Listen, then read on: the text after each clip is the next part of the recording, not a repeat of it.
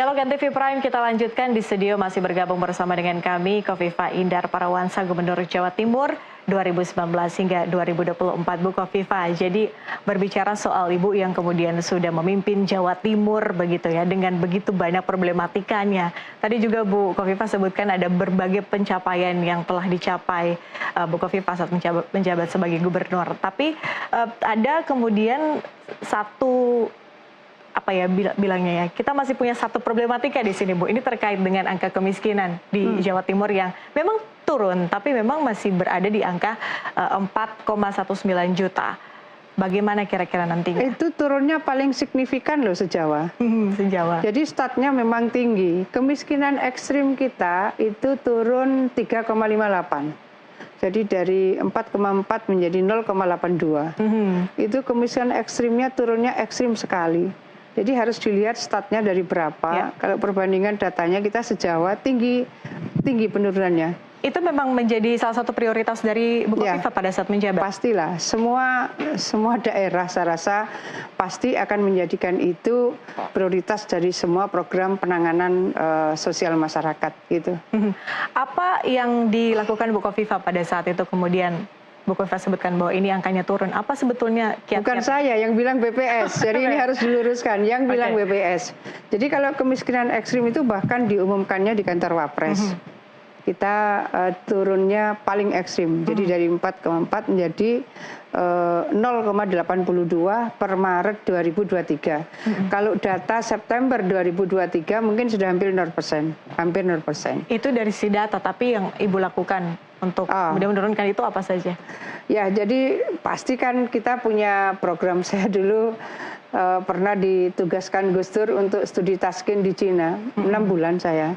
Jadi program-program pengentasan kemiskinan relatif agak detail, saya relatif mengetahui agak detail. Dan di Jawa Timur itu pemetaannya memang juga harus detail. Awal saya melihat bahwa ada kemiskinan perkotaan dan kemiskinan pedesaan, itu disparitasnya lebar. Oleh karena itu saya kemudian mengundang call for paper itu pada Juni 2019. Sangat banyak perguruan tinggi yang memiliki antusiasme untuk membantu kami. 182 paper yang kemudian dilakukan telaah kajian bulan Juni 2019, berarti 4 bulan setelah kami dilantik. Dan kemudian dampaknya adalah bagaimana kita mengintervensi sesuai dengan rekomendasi dari para scholars ya. Dan kemudian per tahun kemarin desa mandiri di Jawa Timur itu tertinggi dari seluruh provinsi di Indonesia. Tertingginya itu tinggi sekali karena kita ada 2.800 desa mandiri. Yang kedua itu kalau tidak salah 1.800. Jadi tinggi sekali desa mandiri di Jawa Timur. Kalau desa ini mandiri, relatif desa itu sudah bisa mengintervensi bagaimana kesejahteraan dan pada saat yang sama penurunan kemiskinan, dan pada saat yang sama tingkat pengangguran juga menurun. Selalu kita TPT, tingkat pengangguran terbuka itu di bawah rata-rata nasional.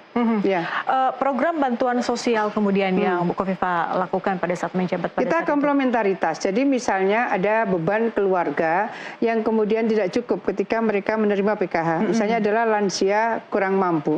Lansia kurang mampu yang di atas 65 tahun itu kita intervensi dengan PKH Plus. Jadi PKH Plus itu hanya untuk lansia kurang mampu. Ada lagi beban keluarga ketika kemudian ada disabilitas berat. Nah, disabilitas berat ini memang harus mendapatkan asupan gizi yang bagus, kemudian kebutuhan-kebutuhan mereka relatif tersupport, maka ada SPD, asistensi sosial penyandang disabilitas. Itu adalah variabel-variabel baru yang kita intervensi kepada masyarakat. Jadi kalau misalnya dari beban keluarga itu tidak ditambah intervensi yang baru, maka dia tetap akan berada pada misalnya posisi kemiskinan ekstrim misalnya. Kemudian Rutilahu, rumah tidak layak huni menjadi rumah tinggal layak huni. Ini juga menjadi bagian yang sangat penting karena kalau tidak diintervensi rumahnya, ya berarti mereka akan tetap masuk pada kategori keluarga miskin, bahkan ekstrim miskinnya. Jadi pola-pola seperti itu sebetulnya kita bangun secara komplementaritas, tidak hanya Pemprov. Kita bersyukur Basnas Jawa Timur dan Basnas Pusat memberikan support luar biasa. Kemudian untuk pelaku-pelaku usaha ultramikro.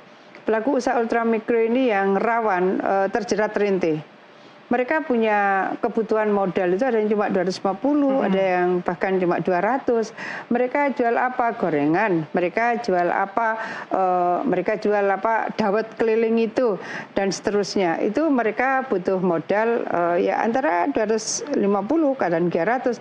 Itu saya hampir setiap keliling saya kemudian menyampaikan kepada mereka zakat produktif. Kecil sih 500.000. Mereka yang menyampaikan 500.000 bagi banyak orang mungkin kecil, tapi bagi kami ini sudah memungkinkan kami paling tidak dalam beberapa termin mereka sudah bisa terlepas dari jeratan rente. Jadi komplementaritas yang kita lakukan sesungguhnya sangat banyak. Oke, Bu Kofifa memimpin Jawa Timur kemudian 5 tahun gitu ya. Mungkin bisa diurutkan, selain tadi soal kemiskinan, apa 3 masalah utama yang kira-kira menjadi PR Bu Kofifa?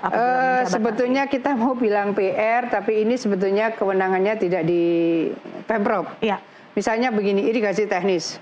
Sebagian besar ini adalah kewenangan pusat.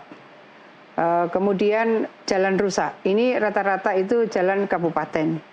Jadi bisa dicek kalau di jalan provinsi rata-rata katakan yang kategori baik itu sudah 97%, 3% itu kalaupun rusak itu sedang.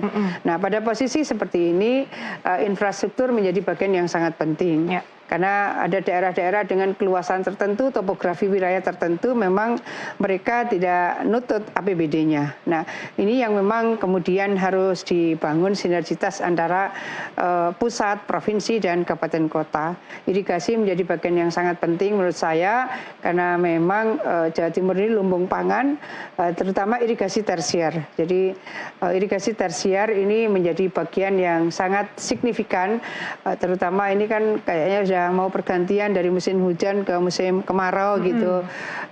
Pak Mentan beberapa hari yang lalu terima kasih itu memberikan 3.000 sumur untuk sawah, pengairan sawah, karena itu yang saya minta waktu saya masih aktif itu, saya minta bahwa Pak ini ada beberapa contoh bagaimana irigasi ini tetap berjalan baik meskipun kemarau panjang.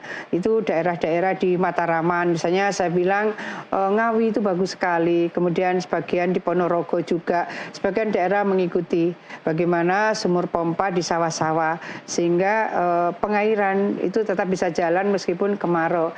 Dan beberapa hari yang lalu Pak Mentan memberikan 3.000 sumur. Nah, format-format seperti ini akan bisa menjawab yang tadi saya bilang irigasi tersier. Karena ini kan tidak butuh irigasi tersier karena sudah ada pompa-pompa yang ada di dalam area persawahan, sehingga ada rumah pompa di masing-masing area sawah.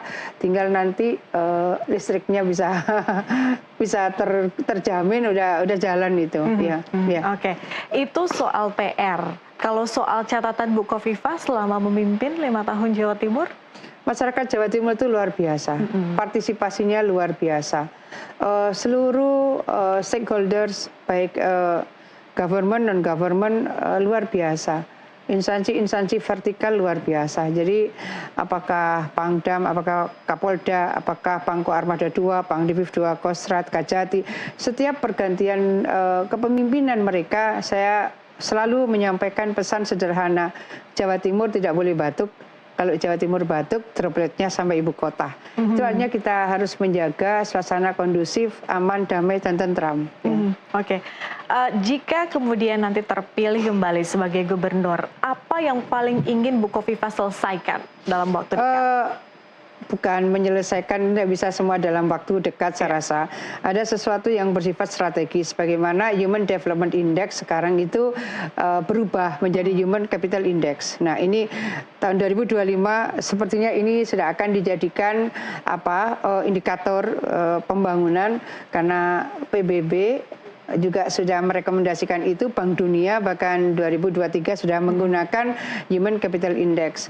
Maka saya memang menyampaikan kepada beberapa kawan, ini musrenbang di kabupaten kota, musrenbang di provinsi, tolong menghitung ini dari Human Development Index menjadi Human Capital Index. Karena tidak ada daerah yang tidak punya IKU, Indeks Kinerja Utama. Seluruh daerah, salah satu IKU-nya pasti ada HDI atau IPM. Nah, sekarang Human Development Index sudah akan menjadi Human Capital Index.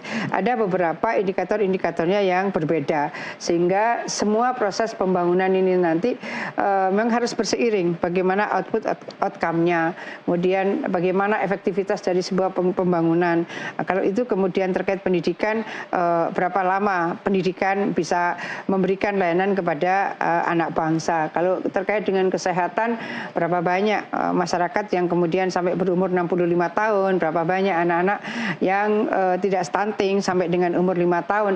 Jadi indikator-indikatornya makin didetailkan, dan itu yang saya sering kali pesan, tolong pada musrenbang dimasukkan supaya pada RKP, Rencana Kerja Pemerintah juga akan masuk, nanti pada RAPBD juga akan masuk, sehingga pada saat pemilihan Bupati Wali Kota serentak 27 November, mereka sudah akan merancang bangun nih ketika mereka terpilih.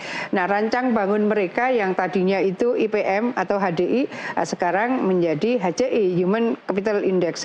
Pada posisi seperti inilah ada proses yang harus dilakukan bersama-sama. Saya rasa pasti akan masuk pada program masing-masing calon kepala daerah yang akan running nanti. Tapi lebih penting lagi bahwa itu sudah harus masuk di dalam rumusan RAPBD. Sebelum RAPBD ada RKP, sebelum RKP ada RPJMD. Jadi ini berseiring semua. Ini yang harus disampaikan saya, termasuk yang sering kali menyampaikan kepada publik, jangan lupa loh, tiba-tiba nanti katakan ini gubernur terpilih atau bupati wali kota terpilih itu mau memasukkan IKU Human Capital Index, ternyata itu tidak masuk di dalam sistem perencanaan, ya. Oke. Iya. Oke, itu sudah dijabarkan panjang lebar oleh Bu Kofifa dari beberapa sisi ya, dari beberapa sektor. Nah, bagaimana Bu dengan misalnya pariwisata? Indonesia ini kan terkenal dengan Bali ya, kalau orang tuh tahu Indonesia tuh tahu Bali. Lain lagi. Nah, ini bisa mau tanyakan Bu Ya. Kofifa. Artinya apa yang akan Bu Kofifa lakukan untuk menjadikan Jawa Timur ini menjadi top of mind pariwisata? Sekarang ini sebetulnya wisatawan asing ke Jawa Timur jauh lebih banyak. Ya, jumlah total wisatawan ke Jawa Timur juga paling banyak. Desa wisata di Jawa Timur terbanyak, sudah terbanyak. Jadi sebenarnya kita masuk area wisata itu sudah sangat detail. Di daerah mana Bu paling tinggi? Kenapa? Di daerah mana paling tinggi? Jadi di Jawa Timur? kalau wisatawan asing, Bromo tertinggi. Bromo, oke. Setelah Bromo, Ijen. Setelah itu sekarang Tumpak Sewu. Mungkin Mbak Betty bisa ke Tumpak Sewu, akan surprise karena mereka itu bahasa Mandarinnya udah pada bagus. Jadi apakah yang tukang ojek, apakah yang jualan-jualan di sepanjang itu rupanya Mandarinnya bagus, karena mereka menyadari betul ternyata sekarang wisatawan Cina yang ke Jawa Timur itu nomor 1, nomor 2 Bali. Jadi artinya ada yang memang pantai mereka punya, tapi gunung berapi mereka belum gitu. Saya meskipun tidak pada posisi menjabat seperti sekarang, saya tetap mengikuti. Jadi misalnya ada wisatawan Cina yang kemudian terjatuh di Ijen. Itu saya mengikuti, kenapa? Oh iya, karena ada bajunya itu terkait dengan pohon sehingga kemudian terjatuh misalnya. Dan kemudian wisatawan yang dari Tumpak Sewu di bawah itu nggak bisa naik karena kelelahan misalnya. Di Banyuwangi juga ada Bu kemarin soal scam wisatawan. Iya. Jadi begini, kalau itu kemudian dilakukan evaluasi, saya monitor, dilakukan evaluasi, kemudian akhirnya dipagar itu. Dipagar supaya apa yang kemungkinan itu membahayakan itu juga diantisipasi. Di Bromo juga begitu, di Kawah Bromo itu dulu kan pagar-pagarnya itu kurang permanen gitu.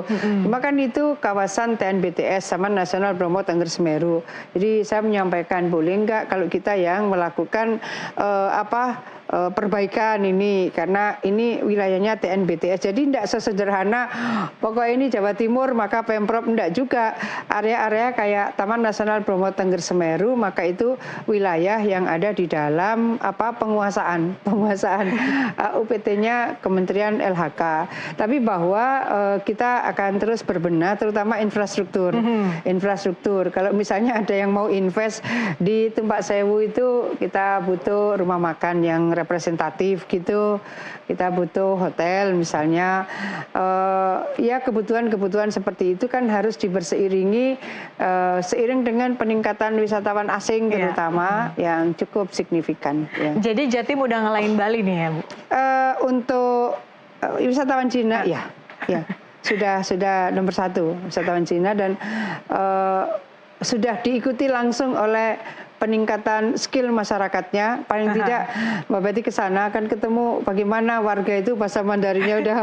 Anak saya juga surprise baru 5 hari lalu mungkin ke sana. Nah, saya kan kebetulan kuliahnya di Peking University. Jadi wah Ibu di sana udah pada pinter bahasa Mandarin.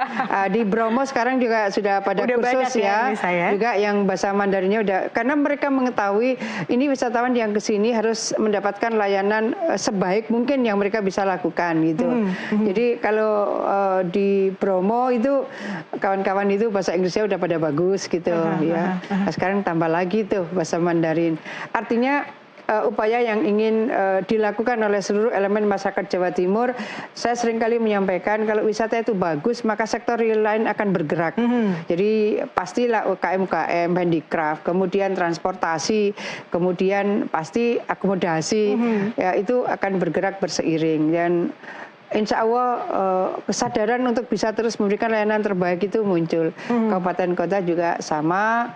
Itu terlihat dari desa wisata Jawa Timur terbanyak dan terbaik pertama. Ini kan tim dari Kemenparekraf ya. Terbaik pertama juga Jawa Timur gitu dan kita akan terus berbenah, pasti tidak puas dengan capaian ini. Jadi ada banyak mimpi lah ya Bu Kofifa pada saat kemudian dipercayakan lagi untuk menjabat sebagai Gubernur Jawa Timur. Kofifa Indar Parawansa, Gubernur Jawa Timur 2019 hingga 2024. Bu Kofifa, terima kasih banyak sudah bergabung, berbagi perspektif juga dan membocorkan sedikit soal lebih-lebih politik dari beberapa partai politik pengusung Bu Kofifa. Terima kasih Bu Kofifa sudah hadir. Dan pemirsa, demikian NTV Prime Dialog sesi pertama, dan jangan kemana-mana, NTV Prime masih akan kami lanjutkan usai jeda bersama dengan rekan Doni De Keizer dan Tasya Luitmila. Tetaplah bersama kami.